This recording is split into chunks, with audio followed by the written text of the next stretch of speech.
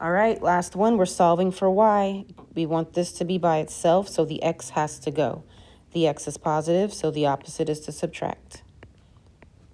So now the x is gone from this first side. We're going to bring everything down in the right order. So here's the y. Going to bring down the x first and the 3 after that. And guess what? We're done. The y is by itself, so we're finished solving for y. That one was easy. Second one, I want the y by itself. The 8x has to go. Since it's positive, I'll subtract it. Now I'm going to bring everything down. The 8x is no longer on the first side. Bring down the y. Bring down everything in order. So the negative 8x first, the negative 4 second. And we're done. Because there's no coefficient, we don't have to divide. On the next slide, we're going to graph these. All right, let's start graphing. So line 1, there's a 1 there, remember. So the slope is negative 1 over 1, and the y-intercept is 3. Let's put that 3 on the graph.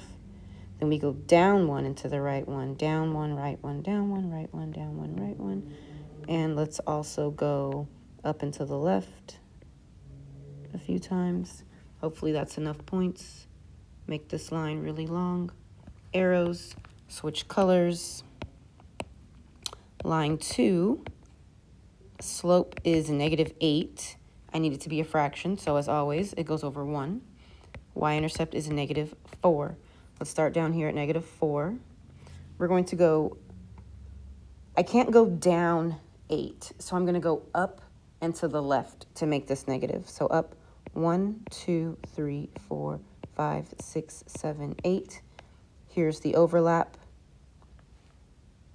I don't have enough room to put a third point, so I just have to do my best with these 2 points.